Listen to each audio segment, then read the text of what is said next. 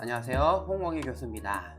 자, 오늘 수업 3교시 시작하도록 하겠습니다. 자, 지난 시간까지 우리가 SP 전략과 IMC 마케팅에 대해서 배웠고요. 또 IMC 마케팅의 성공 사례 중에 현대카드에 대해서 또 배웠습니다. 그리고 이번 시간에는 IMC 마케팅의 또 다른 성공 사례인 레드불에 대해서 배우고 우리 마케팅 불변의 법칙에 대해서 좀 말씀드리도록 하겠습니다.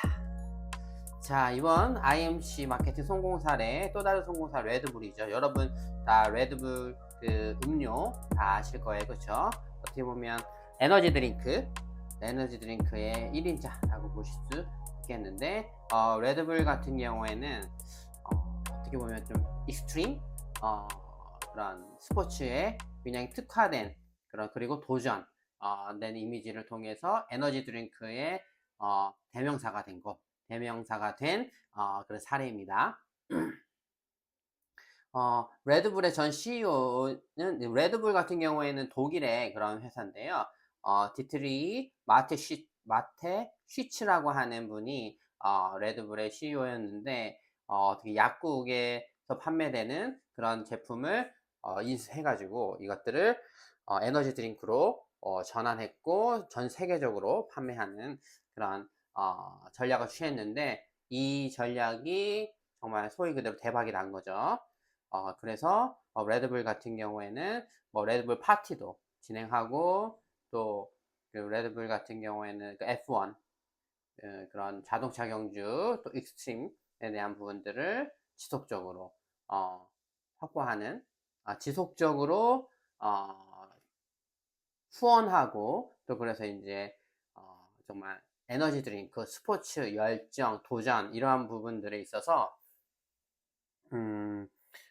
참 지속적인 IMC 마케팅을 펼친 거죠. 우리 IMC 마케팅 같은 경우에는 하나의 메시지를 다양한 채널을 통해서 우리가 제공하고, 그래서 소비자들이 그 하나의 메시지를 완전히 인식하도록 하는 것이 IMC 마케팅이라고 말씀을 드렸는데요.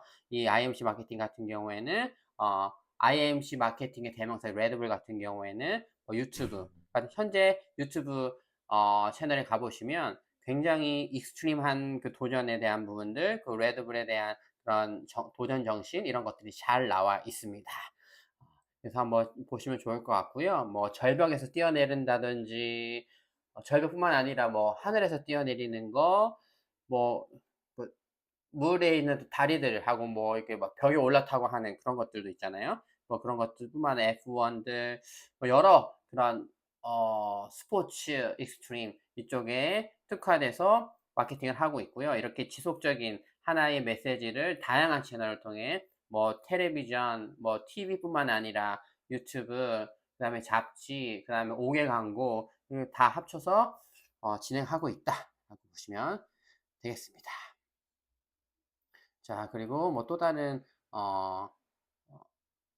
그런 마케팅의 그런 예를 또 간단하게 들자면, 몬스터라고 하는 에너지 드링크도 있는데, 이 에너지 드링크는 어떻게 보면 레드불처럼 다양하게 하기보다는 그 UFC나 격투기 쪽에 좀 집중해서, 우리 아까 봤던 마케팅 중에 집중 마케팅의 사례라고 보시면 되겠죠.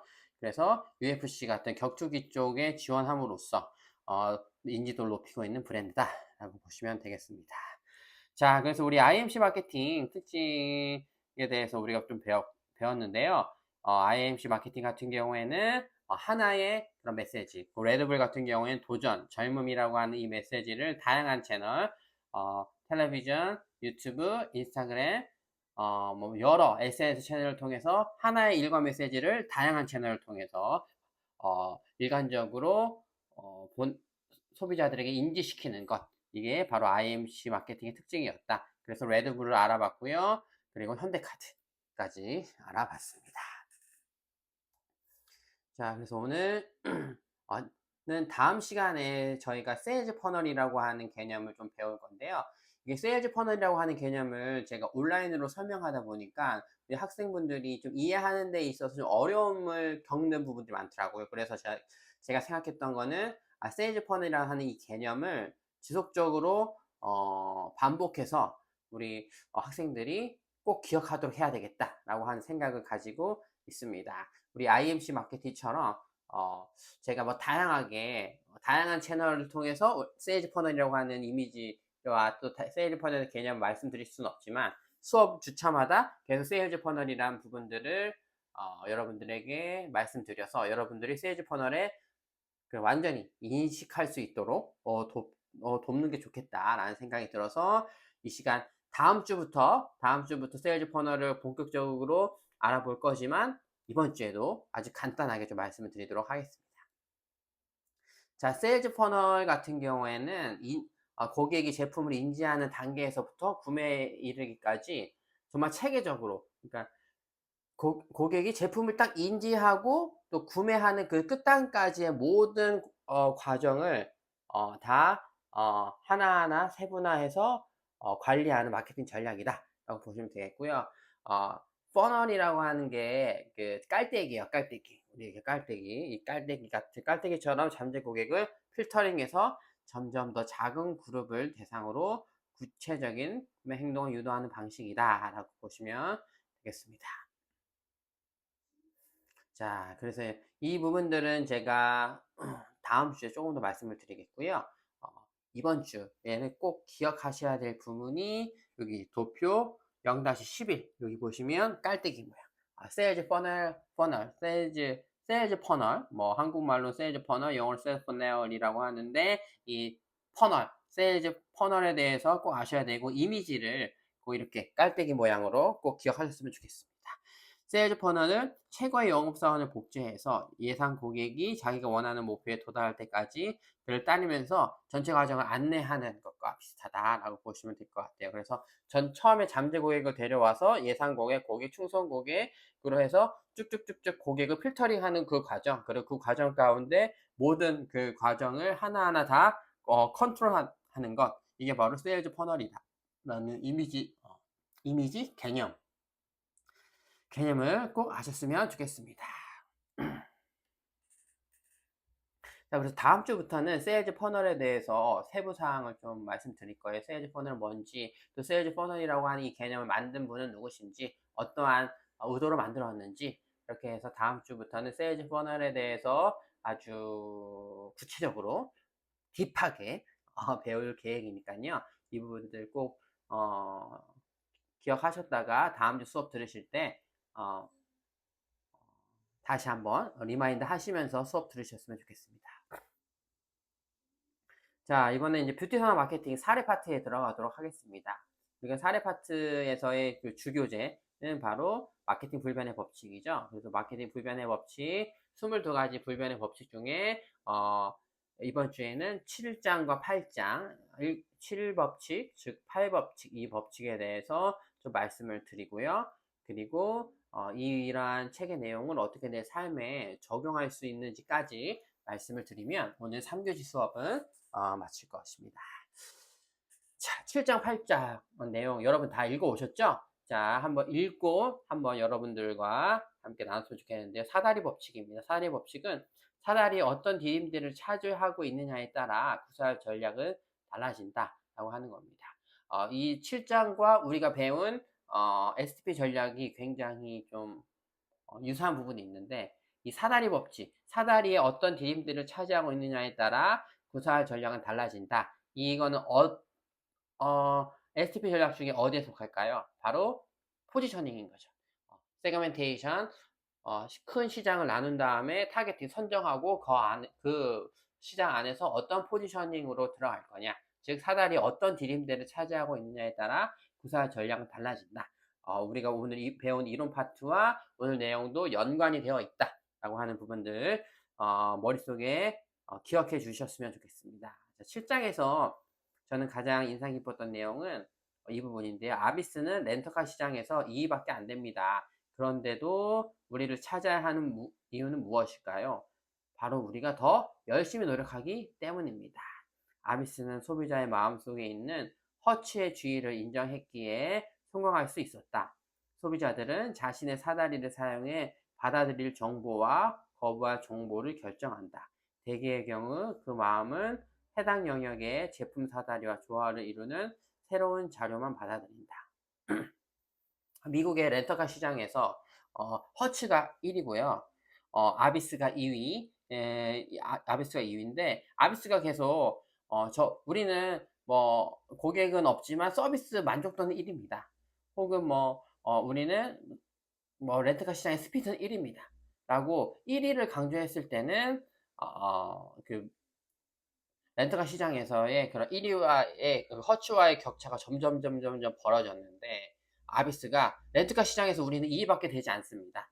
자신의 그 사다리에서 위치를 인정하고 그런데도 우리를 차지하는 하는 이유는 무엇일까요? 바로 우리가 더 열심히 노력하기 때문입니다. 우리는 2위지만 1위가 되려고 더 열심히 노력한다. 해서 즉 우리 회사가 있는 그 포지셔닝, 그 위치를 정확히 알고 소비자가 가지고 있는 그 위치 포지셔닝과 일치했을 때 비로소 그 아비스는 허츠를 따라잡을 수 있는 기틀을 마련했다라고 하는 게 이 책의 내용이거든요. 그렇기 때문에 자신의 그런 위치 혹은 자신의 그 현상을 정확하게 인식하는 것이 굉장히 중요하다.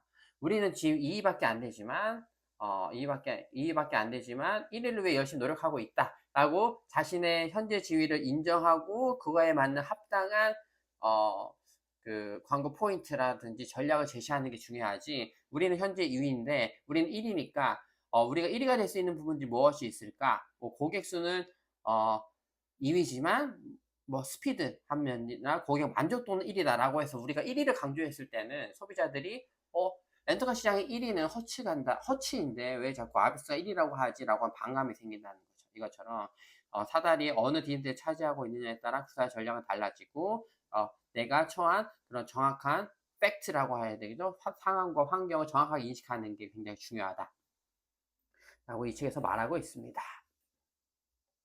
산업에 한번 적용을 해보면요. 에이스 침대 같은 경우에는 침대는 과학이다 라고 하고 현재도 박보검이라고 하는 그 대형 연예인을 기용해서 계속 지속적으로 광고를 많이 하고 있잖아요. 그것처럼 그 에이스 침대가 지속적으로 1위를 차지하고 있는데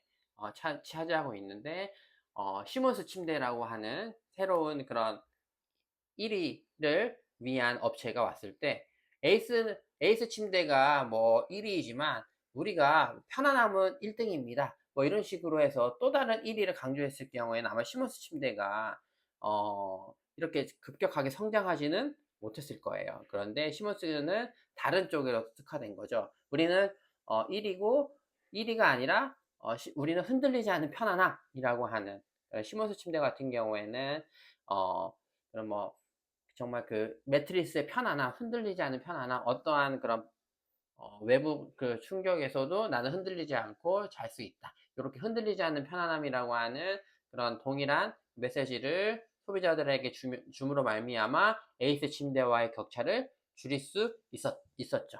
이런 부분들을 보시면서 한번 곰곰이 생각해야 될 부분들이 좀 있지 않나라고 생각을 합니다. 그리고 뷰티 산업에 적용했을 때는 아마 가장 잘 팔리는 선스틱 중에 하나가 바로 AHC 선스틱인데 이 AHC 선스틱이 어떻게 좀 유명해졌냐면 처음에는 선크림을 많이 사용했잖아요. 선크림을 많이 발랐는데 이제 스틱 제형으로 나왔을 때 처음으로 이제 스틱으로 나온 게 이제 AHC 거의 초반에 나왔고 고객의 인지의 영역에서도 AHC 선스틱이 굉장히 잘 자리를 잡았죠. 그래서 현재까지도 올리브영에서 많이 판매가 되고 있는 그런 제품인데 AHC를 두고 많은 경쟁 업체들이 들어왔는데 그럼에도 불구하고 잘 되지 않았다라는 부분들을 좀 말씀을 드리고요. 이 부분에 대해서는 우리가 8장을 살펴보고 조금 더 딥하게 한번 제가 설명을 드릴게요.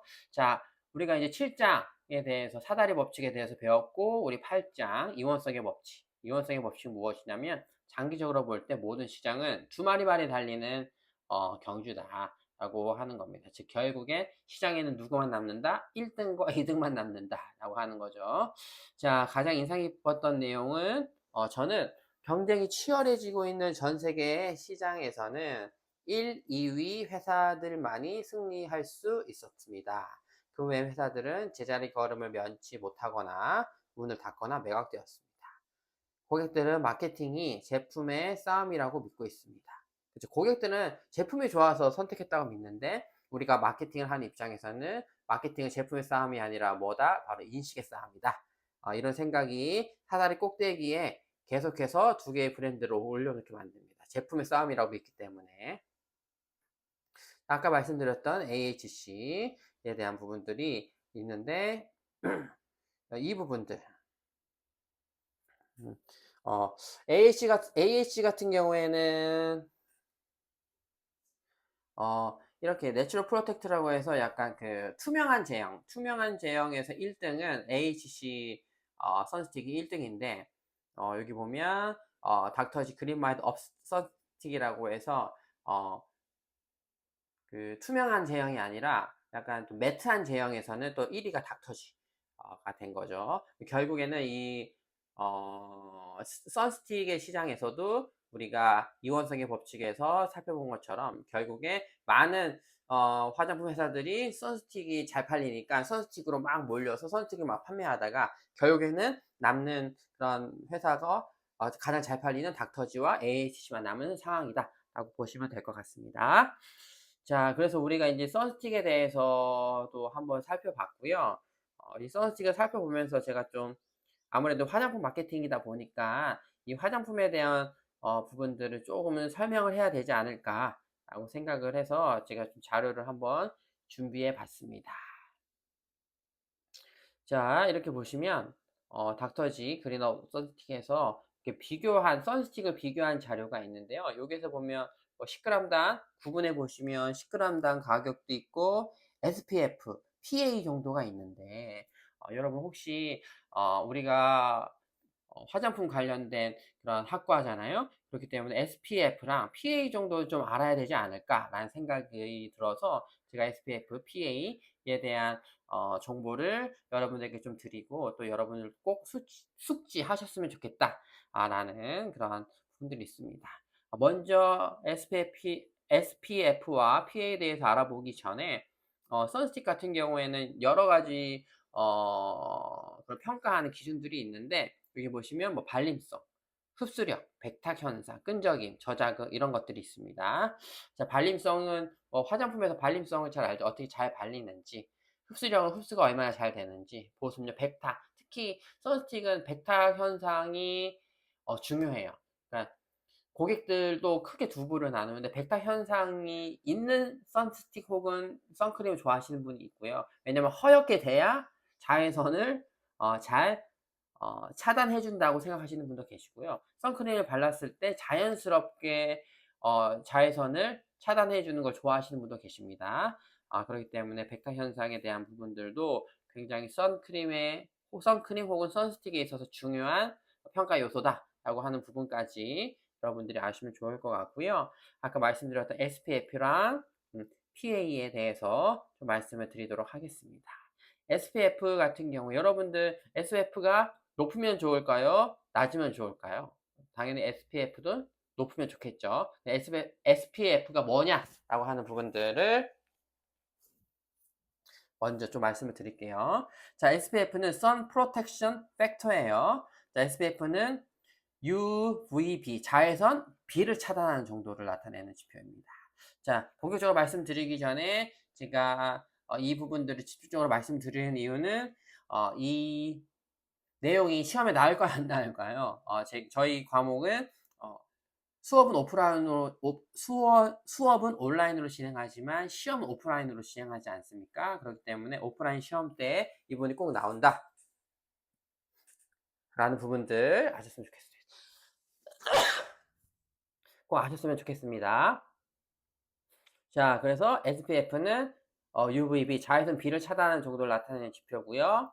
UVB는 피부를 태우고 붉게 만드는 주된 원인입니다. 장시간 노출되면 화상과 피부암을 증가시킬 수 있죠. SPF 수치는 자외선으로 인해 피부가 빨갛게 되기까지 걸리는 시간은 몇 배로 연장할 수 있는지, 내가 햇볕을 받았을 때 피부가 빨갛게 되잖아요. 그 시간을 얼마나 더 연장해 줄 수 있는지, 그러니까 피부가 얼마나 빨갛게 더 되지 않게 막아주는지에 대한 요소라고 보시면 되겠습니다. 예를 들어 SPF 30은 자외선에 노출되었을 때 피부가 빨갛게 되는 시간을 30배 더 늘려준다라는 의미입니다. 즉 10분 만에 피부가 붉어질 상황에서 SPF 30을 바르면 300분 동안은 빨갛게 되는 걸 막아준다. 300분 동안은 보호를 받을 수 있다라는 개념입니다. 자, 그러면 SPF 15는요, 약 93%의 UVB를 차단하고요. SPF 30은 약 97%의 UVB를 차단하고요. SPF 50은 약 98%의 UVB를 차단한다고 보시면 되겠습니다. 그래서 요즘 선스틱 혹은 선크림 같은 경우에는 보통 SPF 50이 많죠. SPF 50. SPF 50 같은 경우에는 약 98%의 자외선 B를 차단한다라고 보시면 되겠습니다. 자, 그리고 두 번째 PA죠, PA. 자, SPF는 자외선 B입니다. UVB고요. PA는 뭘까요? UVA, 자외선 A입니다. 자, PA는 Protection Grade of UVA를 줄여서 앞에 있는 P, 그 다음에 뒤에 A, 그래서 PA입니다. PA, Protection Grade of UVA. 자, PA는 UVA, 자외선 A를 차단하는 능력을 나타내는 지표입니다.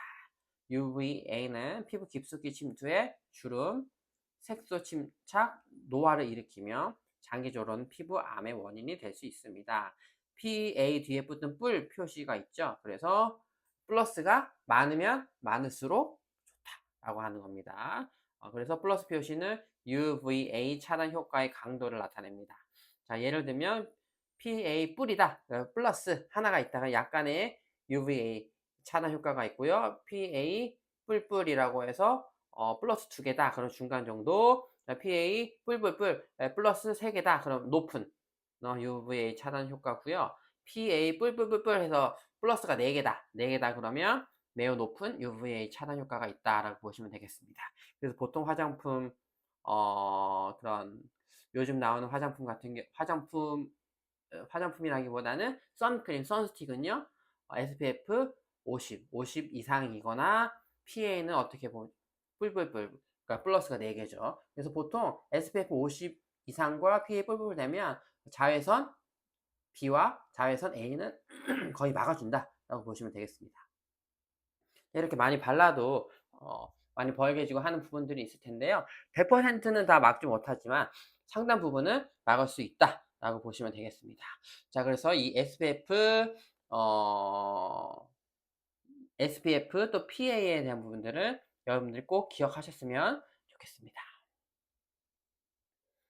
자, 이렇게 해서 저희가 마케팅 불변의 법칙에 대한 7, 8에 대한 7, 8장에 대한 부분도 알아봤고요. 이 7, 8장의 내용들을 봤을 때 제 삶에는 어떻게 적용하면 좋겠냐라고 하는데 저는 이거 느꼈던 것 중에 하나가 사다리 법칙에서 나 자신에 대한 정확한 인식을 해야 되고 결국에는 1, 2위밖에 남지 않는다고 했잖아요. 그래서 소비자들은 1, 2위만 남고 1, 2위만 기억하게 되고 나 자신을 정확하게 인지하는 것이 중요한데 그럼 나는 뭘 해야 될까라고 생각했는데 저 같은 경우에는 이 7, 8장을 느끼면서 여러분들 삶을 변화시킬 때는 어떻게 해야 될까라는 부분을 조금 더 고민하게 되더라고요. 그럴 때 교육과 강의, 즉 제가 하는 이런 교육과 강의가 아니라 훈련이 삶을 바꾼다. 근육을 키우려면 훈련을 해야 되죠. 제가 근육을 키우고 러닝을 해야 되는 근육을 키울 때 아무리 이론적으로 안다고 해서 그것들이 근육으로 강화되지는 않잖아요. 내가 근육을 키우려면 제가 직접 훈련을 해야 되고 헬스장 가서 그죠 웨이트를 해야 되고 달리기에 대한 근육을 키우려면 지속적으로 러닝을 해서 훈련을 해야 되는데 정말 이런 훈련이 필요하겠구나라는 생각을 많이 하게 됐습니다.